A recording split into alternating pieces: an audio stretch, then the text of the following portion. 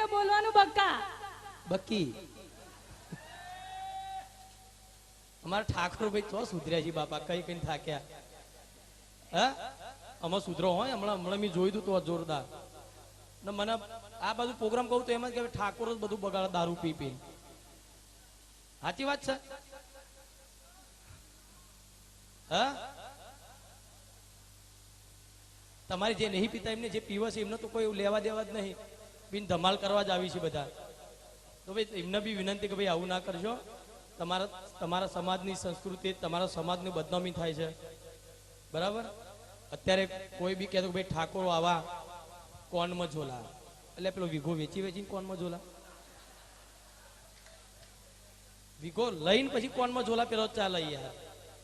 બીજા સમાજ અત્યારે જોવો, બારોટ સમાજ જોવો તમે, પટેલ સમાજ જુઓ, રબારી સમાજ જુઓ, બધા સમાજો જુઓ તમે, ક્યાં ક્યાં છે ને આપણા ઠાકોરો ક્યાં છે?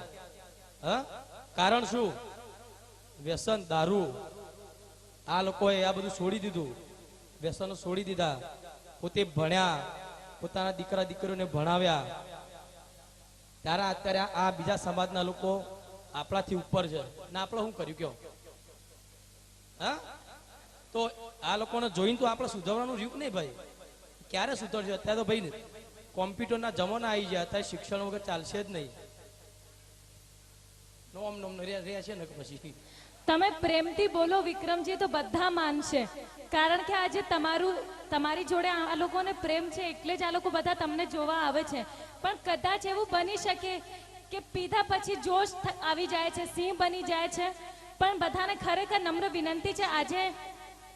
હા સિંહ પરથી મને એક વાત યાદ આવે છે કે અમારા ગામની જ વાત છે. અમે લોકો બધા બેઠા હતા ને વિક્રમજીના સર્કલની જ વાત છે. આ નંગ આખા ગામમાં તો સિંહ બનીને ફરે છે.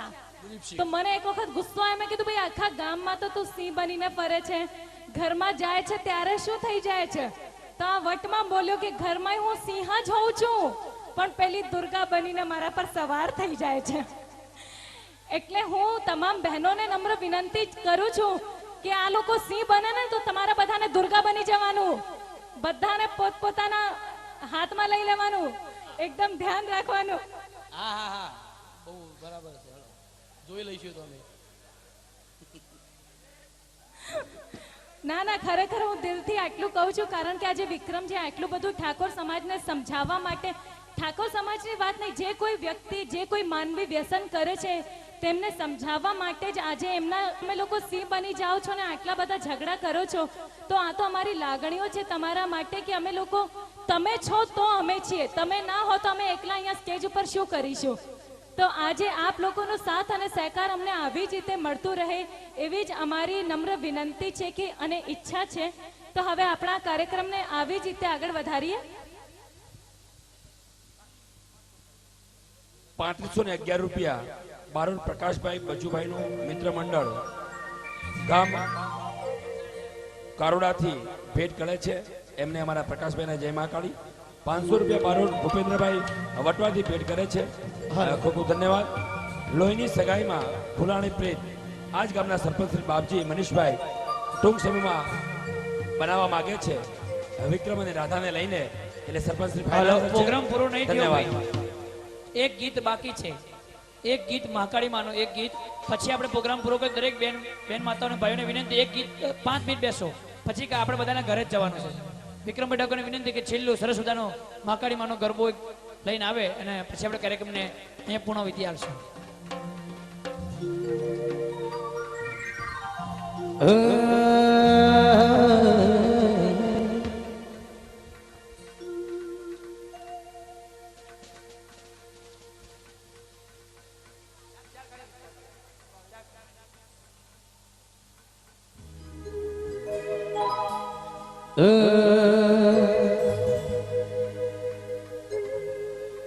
કેમ કરી ભૂલા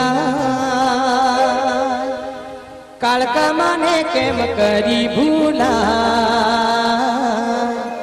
હૈયે મારા રુદિયે મારા માડી તારા નામ, કાળકા મને કેમ કરી ભૂલા રુદિયે મારા માડી તારા નામ.